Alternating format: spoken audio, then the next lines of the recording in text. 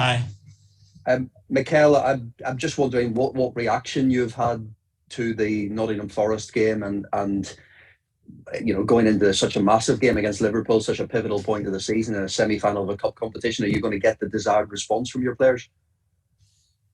Well, obviously, we were all extremely disappointed and upset after the game. We analyzed what happened, we discussed it, we talked about it, and hopefully learn from it. And after that, you have to throw that in the bin, take the lesson, and move on, because the game that we have ahead of us tomorrow is too important. We are live in our Good Morning Transfers programme at the moment, so I hope you'll indulge me just a couple of transfer questions slightly early on in the press conference. I was hoping to ask you about Dusan Vlahovic and Arsenal's interest in him. Is there any optimism on your part that you can do this deal in January? I'm really sorry to disappoint you, but you know that I'm not going to be discussing any transfer rumors, and I never done it, and obviously we cannot do it. Are you hopeful that you can get what you want this month in terms of improving the squad? What I really want this month is that we have as many players as possible fit and healthy, and we do the best and maximum that we could with those players. And after that, we have a strategy of how we want to evolve and improve the team. And whenever that is possible, we're going to try to do it. But we all know that this market is extremely difficult. In terms of outgoings, Nketiah, Mari, Kolasinac, are you expecting to lose any of those players this month? Again, this part of the strategy, every individual situation, is different. There's a lot of factors that contribute to making that decision. But at the moment, everybody that is here is fully involved. And I just wanted to ask you about Nuno Tavares as well. Obviously, what happened at the weekend? What did you make of his reaction, and what have you said to him since? That these things happen in football, and I'm there to make the right decisions to try to get the best performance out of the team. And it's not pleasant to make those decisions. It leaves you a bad taste, and but at the same time, we are here to help our players. And to help our players, you have to do it in many different ways. And hopefully that's a way, because certainly we want to support our players, we want to help them. And the fact that you have to make a decision on a day, in my side, it gives me more encouragement even to help them. Because I've been there, and I've been substituted after 45 minutes, and I've been upset, or I have made my wrong decisions in my life. It's part of a process and a development phase in any career, and it's part of the experiences. And some experiences, unfortunately, they don't have to be pleasant, but most of those, if you take them the right way, they are really the ones that help you to progress and become a better person or player. When you think back to when it happened to you, what was your reaction at the time? And also upset, and the coach is wrong, and this is not fair, and this is normally the reaction. With Nuno, I didn't get that reaction at all, and that's it. It's for me, it's just a moment, and move on, and focus on in all the good things as well that he's done since he's been here, and that's it. Have you got any fresh injury concerns for the Liverpool game, Mikel, or anybody returning from the absentee list?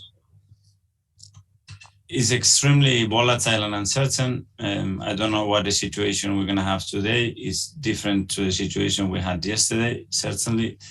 Obviously, I cannot get into any detail with that, but it's what it is. It's in the last week or so, we lost so many players for many different reasons, and we are trying to adapt to that and use the players that we have and make the most out of it.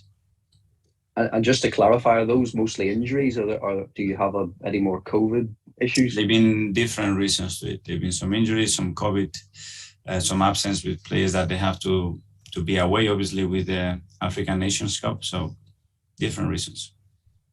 And we know Liverpool obviously had with the first leg postponed. Could that situation arise again for this game? Are you confident you have enough players? You can never guarantee anything because you know that this changes dramatically in 10 seconds that the doctor comes through the door and gives you the news. And we have experienced that already twice this season. Our willingness is always to play. Mikel, thanks for your time. Thank you. Thank you. Thanks, Paul. Ian at TalkSport. Thanks, Mark. Good morning, Mikel. How are you? Morning, Ian. The dynamics of this tie have really changed now because whereas you were at home first, you're now going to be at home second. So does that change the way you approach this game at Anfield?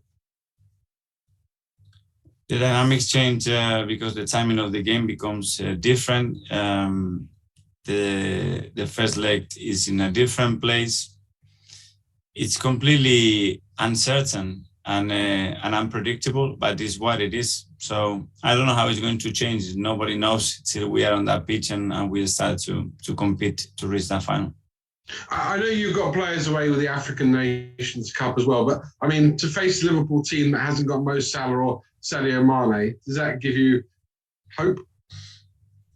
I always have hope when I play and when I'm competing for any trophy. They have a couple of players out. We certainly have a lot out as well.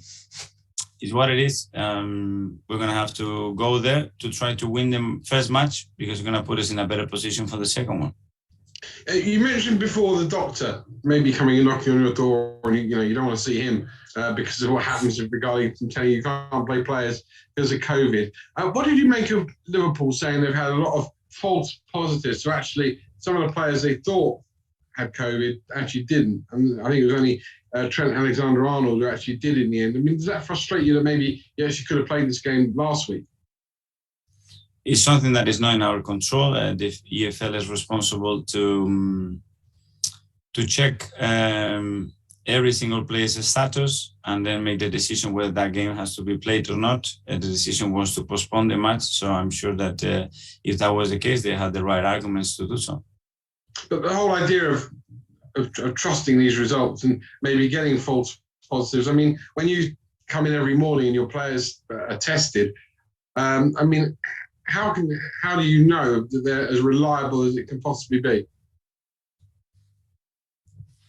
Well, just trusting that those tests they're going to be as reliable as possible. It is always going to be a percentage that might get the results wrong. First of all, you have to trust the people who does it, that is done the right way, and we have the right equipment or the best possible equipment that we have. And after that, whatever happens after that, difficult to judge. Just two more quickly. As for Tavares, going back to him on Sunday, when a player comes off, and you said it's happened to you before, when he comes off, do you like to see a reaction because it shows that they care? Or would you rather he just went and sat down and maybe behind closed doors in the dressing room show that his disappointment at your decision? That's a really personal thing. It's not what you prepare. It's something that you don't certainly train. So I think he comes into the emotional moment and the character of that player. Oh, and finally, it's a transfer question, but not about whether you're signing players or not signing players. Last season, at this time, there was COVID and we didn't have any spectators in the stadium. We do this time round, so therefore clubs will have a bit more money. Do you think that we're going to see clubs spending the money, or do you think that we might see them wait until the summer? I mean, how do you think that the actual window is going to pan out for everybody? I don't know the financial power and position of other clubs. You hear a lot of rumors, like you hear about us. Some of them can be possible, some others they are not even considered. I think clubs are always willing to try to improve. We know that there are a couple of clubs in England now that they have the possibility to buy players in this January. Some of them they have already done. I'm expecting more activity than last year because clubs are in a better position, but I don't know how far we've come still through this pandemic. Brilliant. Listen, good luck tomorrow night, Mikel. Thank you. Thank you. Mark, Press Association. Hey, Mikel. Hi. You mentioned there that some deals not even considered by the club. Is it realistic for Arsenal to be linked with players? I mean, you mentioned Vlahovic earlier on. I know you're not going to talk about individuals, but to be linked with players when you're not in Europe and the finances that are involved in those kind of deals? Are they kind of the unrealistic deals that you're talking about? I don't know. Historically, this club has always been targeting the best players in the world, and the best players in the world, they were always interested to come here. And I can say that situation hasn't changed. So every time I have spoken to any player, they were so willing to come. I haven't faced any other situation. And that's one of our biggest powers and our capacity to get the attention of people to come and join our club is something that is a big advantage for us. Emile Smith Rowe's fitness is being assessed ahead of tomorrow, I believe, but he lost his place in your starting lineup recently. Have you had to talk to him about that? And when he's fit, what does he have to do to earn a recall? The reason why that happened, it was because he wasn't fit. Nothing else. His performances when he's been fit, they've been extraordinary. The way he's evolving with the importance that he has in the team, I think it's without a doubt really, really positive. But he's had an issue that he's been carrying, and obviously that has affected his ability to train, his ability to compete, the amount of minutes that we can give him. And we are trying to get that situation resolved as quick as possible, because we need the best version of Emile for us to be successful. A few months ago, you spoke after a game and said that Emile had needed to change some of his lifestyle choices. Since then, he's gone on to play for England and he's scoring regularly for Arsenal. So is that are you happy with that reaction? Is that proof that those changes are taking effect? Yeah, but that takes the demands in every area, in every aspect, to a completely different level. The moment that you have more exposure, media-wise, expectation-wise, you play with the national team, you go in the national team and you score, you are scoring frequently, then the demands, the load, the stress, everything is higher, and you have to cope with that. And people think that naturally it's easy to do, and it's not that easy to do. And then you have to start to think that you're going to be playing 60, 70 games, playing pain-free. It just doesn't happen in elite sport, and you have to start to live with that. There's another player, obviously he's coming back from COVID, he could miss out tomorrow. And I know you spoke last time about potentially being short in midfield. Was there any thinking that with Ainsley going to Roma, you could have postponed that deal until the end of the transfer window, so you'd have had him for these games, or was that something that couldn't happen? We talked about all the possibilities. When you are finalizing a deal, there are certain things that you cannot miss out if you want to complete that deal. I said the interest of the player was that clear after what happened in the summer, that we felt it was the right thing to do. And it was a matter of a day or two that we tried to do that. But as well, you have to have the player in the right mindset to compete, knowing that he's going to leave the next day. So I don't think that we can make a decision that is going to have an impact in the next 6, 18 months just for a day or two. I don't see it very logical. Then just finally, one on Eddie and Nketiah, if I can. If you can't, I know you're trying to convince him to sign a new deal. If you can't get him to sign that new deal, would you rather keep him and him leave for free in the summer than sell him now, given your options you've got in attack at the moment?